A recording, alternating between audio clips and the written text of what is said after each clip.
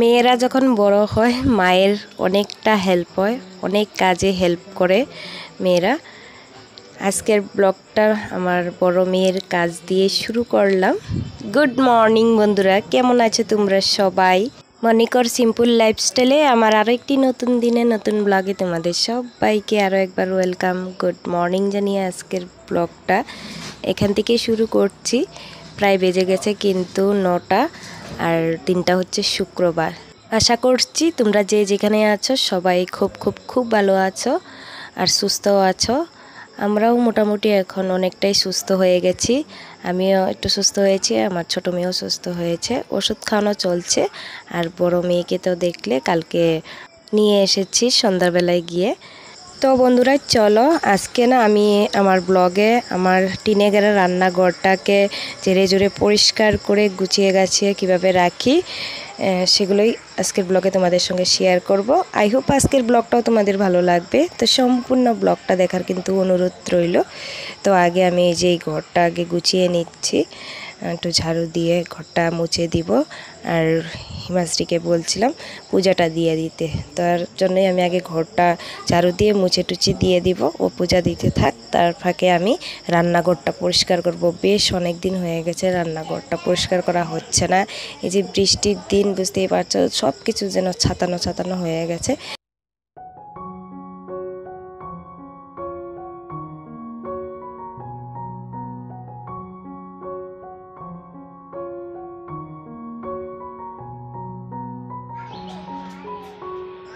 এদিকে দেখছি রোদ উঠে গেছে। ওয়েদারটা না এরকমই হচ্ছে, সকাল থেকে একবার কনে বৃষ্টি পড়ছে আর একবার রোদ উঠছে। তো রোদ দেখে হিমাশ্রীকে বললাম আমি আচারের বয়ামগুলো রোদে দিয়ে দিতে। আচারের বয়ামগুলো রোদে দিয়ে তার মধ্যে থেকে একটা আচার মুখে দিয়ে দিল। আচারগুলো ছাতানো হয়ে যাচ্ছে, কেমন জানি একটা হয়ে যাচ্ছে। আর দেখবি বন্ধুরা, সব কিছু কিন্তু বেশি দিন ভালো লাগে না। যেমন সুখ বেশি দিন থাকে না, সুখের পরেই দুঃখ চলে আসে। আবার দুঃখ কিন্তু বেশি দিন থাকে না, আবার সুখ আসে। অনেক দিন যখন রোদ ছিল, গরম ছিল, তখন মনে হচ্ছিল 2-1 দিন বৃষ্টি দিলে ভালো হতো। এখন এই যে বৃষ্টি শুরু হয়েছে, বৃষ্টি আর ছাড়ছেই না। এখন যেন আগের মতন রোদ দিলে ভালো হতো, কাপড় চোপড় শুকাতাম, জিনিসপত্রগুলো শুকাতাম ভালো করে, মাটি ভালো করে শুকাতো, গাছপালাগুলো একটু শুকাতো, জল বৃষ্টি হয়ে থাকে, সেরকম একটা লাগে। ঠিক তেমনি অনেক কিছু কিন্তু একঘেয়েমি ভালো লাগে না।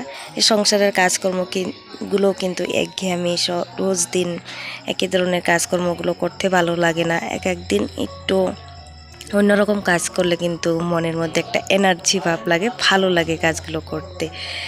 তো আজকেও আমি এই যে এদিকের কাজগুলো সেরে দিচ্ছি। হিমাশ্রীকে বলছি পূজাটা দিয়ে দিতে। ও কিন্তু স্নান করতে ঢুকে গেছে বাথরুমে। স্নান করে আস্তে আস্তে আমি ঘরটা মুছে দিয়ে দিয়েছি। এদিকে আমি উঠানটাও একটু পরিষ্কার করে দিচ্ছি।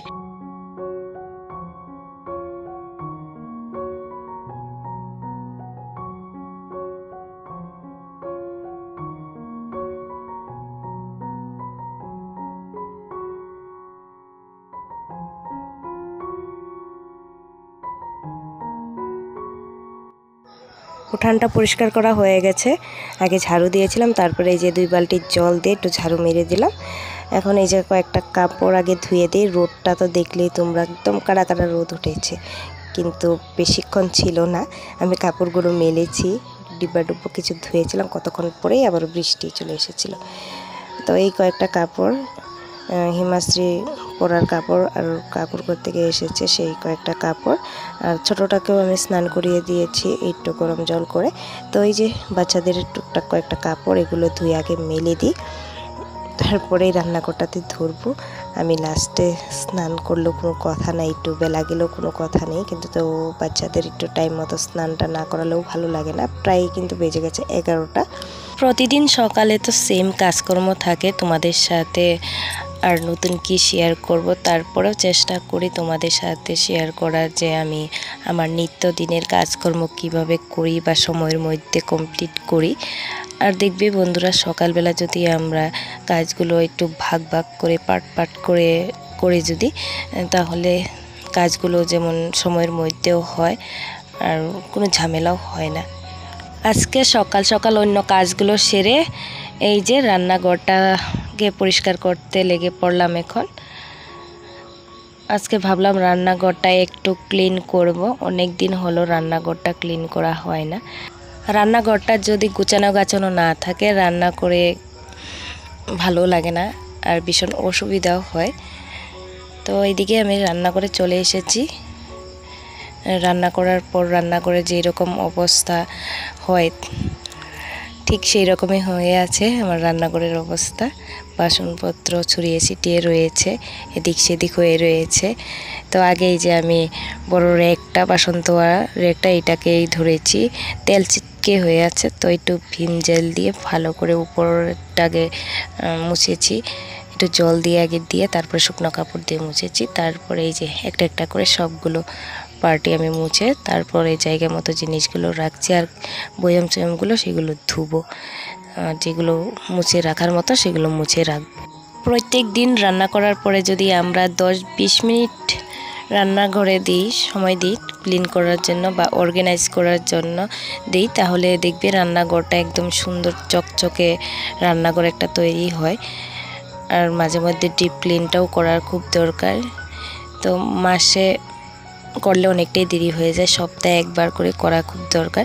আমি চেষ্টা করি সপ্তাহে একবার করে করার, কিন্তু মাঝে মধ্যে শরীর খারাপ হয়ে যায়, বৃষ্টি বাদল থাকে, তার জন্য করা হয় না।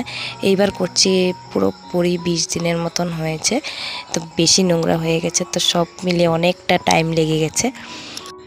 আমি সব সময় চেষ্টা করি আমার বেডরুমটাকেও ক্লিন করে পরিষ্কার করে গুছিয়ে গাছিয়ে রাখার, ঠিক তেমনি আমার রান্নাঘরটাও সবসময় চেষ্টা করি গুছিয়ে গাছিয়ে রাখার, পরিষ্কার করে রাখার। আমরা যারা গৃহিণীরা তারা বেশিরভাগ সময়ই কিন্তু রান্নাঘরেই কাজ করি, রান্নাঘরেই থাকি। তো রান্নাঘরটা যদি পরিষ্কার না থাকে আমাদের নিজেদেরও ভালো লাগে না। তার মধ্যে যদি অতিথিরা হঠাৎ করে চলে আসে নিজেরও লজ্জায় পড়তে হয়, লজ্জার সম্মুখীন হতে হয়, ভালো লাগে না। তো সবসময় চেষ্টা করি গুছিয়ে গাছিয়ে রাখলে হঠাৎ করে অতিথিরাও আসলে যাতে এসে বলতে না পারে ঘরটা অগোছালো হয়ে রয়েছে, নোংরা হয়ে রয়েছে। তো সবসময় প্রতিদিন যদি করে রাখি, মাঝে মধ্যে ডিপ ক্লিনটা করি, সেইটা আর হয় না। আমার ঘরটা তো টিনে, চারিদিকে টিনে ঘেরা, আর রান্নার জায়গাটাতেও রান্না করলে না চারিদিকে তেল ছিটকে এটা একটু বেশি ছিটিয়ে যায়, সারা ঘরের জিনিসপত্রগুলো তেল ছিটচিটে হয়ে যায়। মাঝে মধ্যেই একটু তেল ছিটচিটেটা পরিষ্কার করতে হয়। তোমরা তো দেখোই রান্না করার জায়গার উপরের দিকে একটা ছোট্ট খিড়কি আছে, এই খিড়কি দিয়ে সব তেল বের হয় না, সমস্ত আমার ঘরের ভিতরের জিনিসপত্রগুলোতে লেগে থাকে, আর সেগুলো রোজ পরিষ্কার করতে হয়। তো সেগুলো মোছা যায়, কিছু কিছু মোছা যায় না।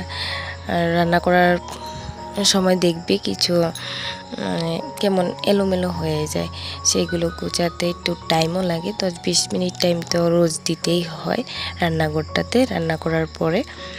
তো বন্ধুরা, তোমাদের সঙ্গে কথা বলতে বলতে এদিকে কিন্তু আমার বাসন ধোয়ার র্যাকটাও পরিষ্কার করা হয়ে গেছে, জিনিসপত্রগুলো জায়গা মতো গুছিয়ে রেখেছি, আর ডিব্বা ডুব্বাগুলো বাইরে রেখে দিয়েছি ধুবো।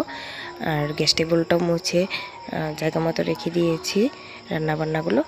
এখন এই যে টেবিলটাও মুছে নিয়েছি, এখন এই যে ধরেছি ফ্রিজটা পরিষ্কারই আছে, এমন নোংরা হয়নি, তবে উপরে উপরে একটু মুছে নিচ্ছি।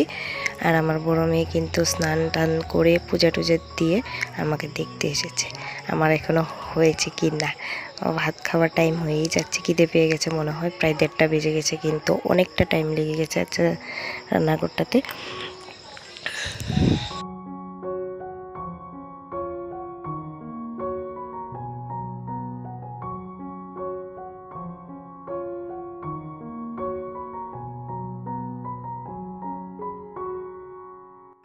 ফ্রিজটা মোছার পর এই যে বিছনাটা একটু গুছিয়ে নিচ্ছি, আগের বিছনা চাদরটাও তুলে নিচ্ছি। আর দুইটা ছোট ছোট ব্ল্যাঙ্কেট আছে, ব্ল্যাঙ্কেটগুলো আমি এই যে ছোট আরও একটা বেড কভার এখানে আছে সেটার মধ্যে দিয়ে মুড়ে রেখে দেব, যাতে ধুলাবালুগুলো না পড়ে। আর রান্না করি যেহেতু বিছনাটা একটু তেল চিটেটাও কিন্তু বিছনার মধ্যে একটু বেশি যায়, লোকজন না ঘুমালেও এই বিছনার চাদরটা আমার 1 সপ্তাহে না ধুলে 2 সপ্তাহে মাথায় একটু ধুতে হয়, কারণ আমি বিছনার মধ্যে একটু মাঝে মধ্যে গড়াগড়ি করি, আমিও করি, বাচ্চারা করে, সবাই না ঘুমালো। তো ওই যে বিছনা চাদরটা তুলে নিয়েছি, আজকে আর ধুবো না, কালকে ধুবো, রেখে দেবো বাথরুমে। তো চলো এখন একটু এটা ওইটা মোছারও বাকি আছে, মুছে রান্নার জায়গাটা একটু নিচটা মুছে নিব।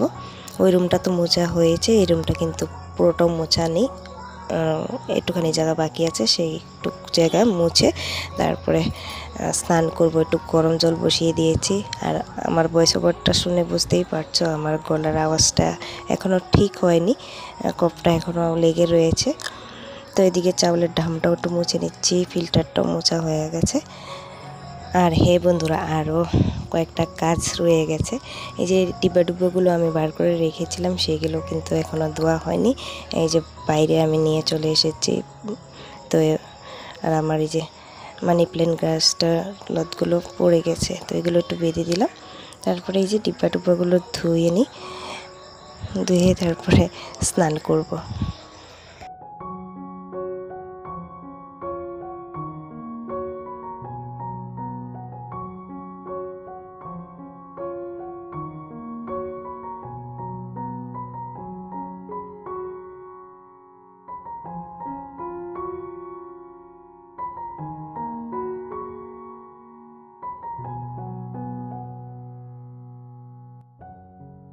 এই যে এগুলো ধুয়ে একটু রোদ্রে দিয়েছিলাম, ভাবছিলাম ভালো করে শুকাবে রোদটা দেখে। এই যে দেখো কোণে কোণে বৃষ্টি পড়া শুরু হয়ে গেছে। এদিকে হিমাশ্রী আচারের বয়মগুলো তুলে নিচ্ছে, আমি এই যে ডিব্বা ডুব্বাগুলো তুলে জায়গা মতো রেখে দিই, তারপরে বাচ্চাদের খাবার দিব। তো চলো বন্ধুরা, আমার রান্নাঘরটা তোমাদের কেমন লাগলো সেটা জানিও। এই যে জায়গা মতো রেখে দিলাম সব কিছু। আর ডিব্বাগুলো এখনও শুকায়নি, এনে রেখে দিয়েছি টেবিলের নিচে, টেবিলে। আর এই যে এইগুলো রান্নার মশলাদানিগুলো, এগুলো রেখে দিচ্ছি জায়গা মতো। আমাদের ঘরটা যেমনই হোক, বড়ই হোক বা ছোটোই হোক, টিনেরই হোক বা পাকাই হোক, সেই ঘরটা যদি রান্নাঘরে বলো আর বেডরুমে বলো একটু গুছিয়ে গাছিয়ে সুন্দরভাবে রাখা যায়, তাহলে দেখতে খুব ভালো লাগে, আর কাজ করেও কিন্তু বেশ ভালো লাগে। তো চলো বন্ধুরা, আজকের ব্লগটা তোমাদের কেমন লাগলো জানিও। আর এতক্ষণ যারা দেখছো তোমাদেরকে জানাই অনেক অনেক ধন্যবাদ। আর পুরনো বন্ধুদেরও ভালো ভালো কমেন্ট করার জন্য, আমার ব্লগগুলো দেখার জন্য অনেক অনেক ধন্যবাদ। তো চলো আজকের মতো এখানেই শেষ করি, দেখা হবে আরও একটা নতুন দিনে নতুন ব্লগে তোমাদের সঙ্গে। ততক্ষণ তোমরা সবাই ভালো থেকো, সুস্থ থেকো, সাবধানে থেকো। আর যারা নতুন বন্ধু চাইলে আমার চ্যানেলটা সাবস্ক্রাইব করে রাখতে পারো, পাশে থাকা বেল অল বাটনটি অন করে দিও।